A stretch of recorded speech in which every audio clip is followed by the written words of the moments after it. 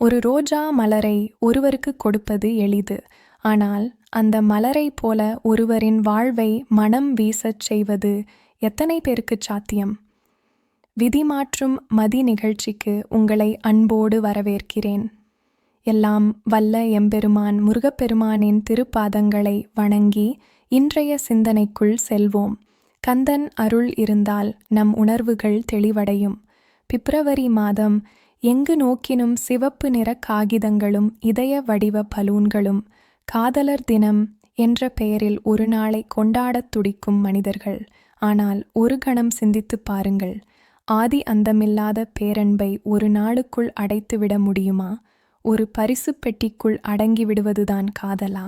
இல்லை, அது ஒரு வாழ்நாள் தவப்பயன், ஒரு பெரும் பொறுப்பு. நாம் தமிழ் மண்ணில் பிறந்தவர்கள். அன்பே சிவம் என்று முழங்கிய நாகரிகம் நம்முடையது. சங்க இலக்கியம் முதல் திருக்குறள் வரை காதலை போற்றிய சமூகம் நாம். ஆனால் இன்று அதன் ஆழம் புரியாமல் மேலை நாட்டு கலாச்சாரத்தை வெறும் சடங்காக பின்பற்றுவதுதான் வேதனை. இன்றைய இளைஞர்கள் 20 வயதில் எனக்கு ஒரு துணை வேண்டும் என்ற சமூக அழுத்தத்திற்கு சோஷியல் பிரஷர் ஆளாகிறார்கள். தனிமையை தாங்க முடியாமல் ஒருவரை தேர்வு செய்கிறார்கள். அது காதல் இல்லை, அது வெறும் தேர்வு மட்டுமே. சில நாட்கள் உணர்ச்சி வேகம், அலைபேசி அழைப்புகள், நிழற்பட பகிர்வுகள், எதிர்பார்ப்பு பொய்க்கும்போது ஏமாற்றம். இது காதலா அல்லது உணர்ச்சிகளின் பயன்பாடா? இன்று காதல் என்பது ஒரு வணிகமாக, ஒரு ட்ரெண்ட் ஆக மாறிவிட்டது.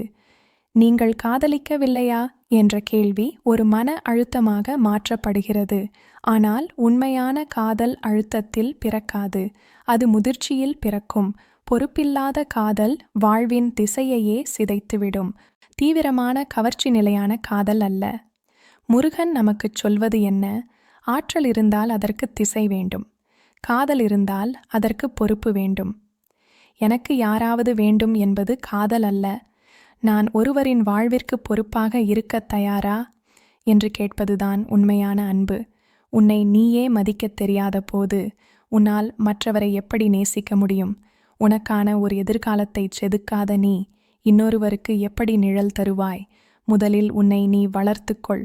உன் வாழ்வை நிலைப்படுத்து. உன் மனதை கட்டுப்படுத்து. அதன் பிறகு வரும் காதல் உன்னை உயர்த்தும்.